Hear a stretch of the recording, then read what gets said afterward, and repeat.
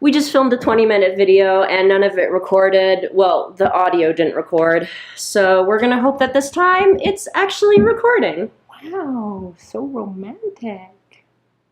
We're gonna talk about romance. Yeah. Hi, it's Noah. I'm in Calgary with my best friend right now. I've been here for the past week. We've been river rafting and It was a shit show. it was definitely a shit show. A good shit show. Yeah, like they got covered in goose poop. It was good. Yeah. Mm. Oh, and I saw little ducklings. And little goslings. So many little and four beavers. You know, I heard that actually we have a beaver infestation and that it's like a big ecological problem because like they're fucking up all the trees and shit. I want their autograph. Basically, we're going to talk about being autistic. Because we're both autistic. We're going to talk about how like we experience being autistic and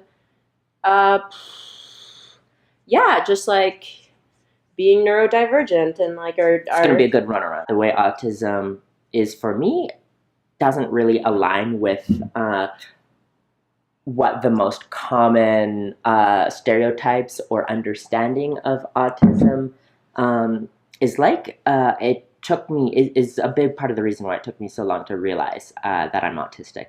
And it also is why I felt a lot of self-doubt and kind of imposter syndrome in the route to like understanding myself as an autistic person. I was diagnosed just recently by a doctor. It was just a thing. We were actually both diagnosed by the same doctor. Me like 3 days ago, and you like 2 months ago. Something like that. Okay. End of February. Okay. So, it's funny because even within, I find the medical community or like mental health community, in other words, communities that should, in my opinion, know better. I feel like there's still a very limited and kind of just a limited understanding of what autism is, and it leads to a lot of misdiagnoses. I think like a big part of like the whole imposter syndrome and like not feeling autistic enough and feeling like, what if I'm not actually autistic? It's all in my head, or what? I mean, it is in your head, literally your brain, but whatever. I think it's like we just really internalize like the representations of autistic people that you see, you know, like usually men or boys, usually young, not, you know, usually like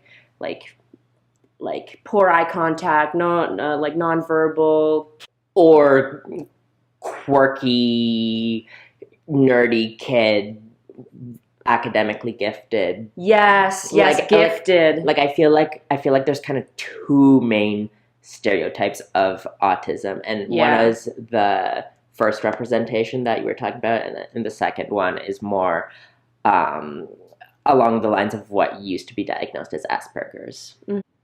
Like there are other autistic people that I like super click with before because we're like neurodivergent in like similar ways, and it manifests in a way that just like really works together, right? But then there are some autistic people where I'm like, I literally can't, I am not on the same wavelength as you. And I described it to my friend the other day as like, sometimes I get like, I call them ND vibes, so neurodivergent vibes, like vibes that like, oh, I think that person might be autistic or is or whatever, right? And these vibes, it feels like almost like if you practice music or if you know anything about music, like a time signature, you know. So for most people are 4/4, is that right? Yeah, that's you know? a common time signature in Western music. Right, so 4/4, and then like, you know, autistic people, and you can have a bunch of different 4/4s. 4/4s can be slow songs, fast songs, happy songs, sad songs, right? But it's just like, but then suddenly you go to a waltz, and that's 3/4. So like if I feel like 3/4 and someone else is like 3/4, then we're going to a same beat, right? And it's like it's very difficult to synchronize with most people who are 4/4 because you keep trying to synchronize with this time signature that just does not come naturally to you. And it's at least that's how I experience it. That's what I feel like And when I say I get ND vibes from someone, I just feel like their time signature is different. And I'm not really sure how to explain that properly, but that's the best way I can explain that. Yeah. But I want to talk about, you know, how, you know, autism, I think, manifests for the both of us. Like, I don't have trouble with eye contact. If anything, I stare. I overstare. Well, that's an example of a different relationship to eye contact or difficult. Anyway. Okay, whatever. I am verbal. I speak 2 languages, whatever. But I think for me, so people are like, well, if you speak, if you can make eye contact, if, you know, like how are you autistic? And I think for me, holistic question marks. Yeah, and I think for me, it's mostly sensory issues, and then relationship to relationships. A lot of autistic people have like sensory issues, and for me, that is like, that's true. Like, there are certain sounds I can't stand. Like, things have to be done in a certain way, and I can be flexible, but like, for example, if like I can't go to an event or a party unless I have at least a week's notice. And I can't explain why. I just need to like emotionally, physically, spiritually prepare. And it's like, I can't, even if it was like my favorite band is playing and it's tonight, it's like I can't do that. Even though I want to go, it's like, no, I can't go to that. I hate moving. And then just like an audio processing disorder. So it's like, I have trouble. I think you have this too. To an extent, yeah. Where like, for sure. Where like audio wise, there's no problem. And like, I've literally been to an audiologist and you're like, yeah, your hearing's actually like above average. But it's like when people talk, especially people I don't know, where I'm not used to like their tone of voice, their I don't know, you're not used to processing the specific way that they communicate in orally. Yeah. So it just, you know, I'll hear the sounds, but it won't mean anything to me. It'll just sound like sounds, and I'll be like, what? Or you've said to me, I believe that in the past, that if it does work, it takes more energy for you. Yeah. So it's, yeah, definitely that's a thing where like just processing speech from people I don't know is very difficult.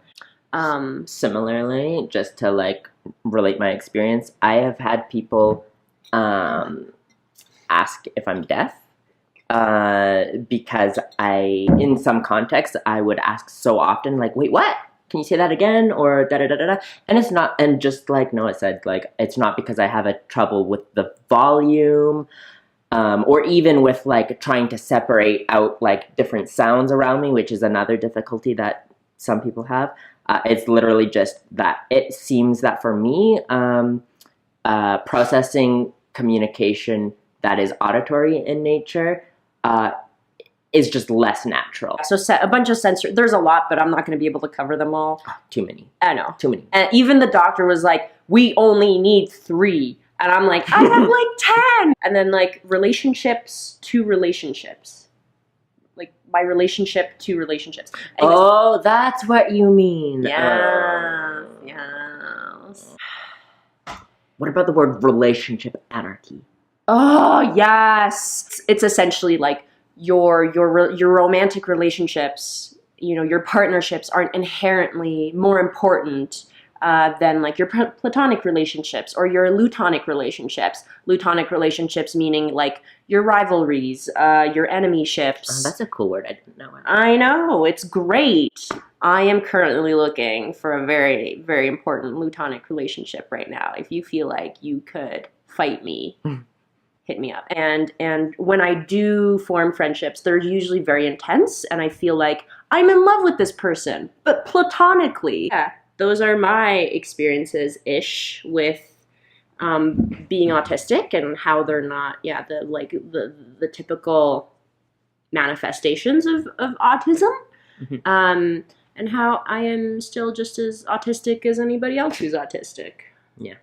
And just autism is a spectrum, and functioning labels are shit, and I'll get into that another day. But go ahead, Take it away, Lobo. One particularly salient thing that comes to mind is how it influences my interests. I jump around, not in a very short-term way, but on a longer-term scale with my interests in fairly intensely focused way.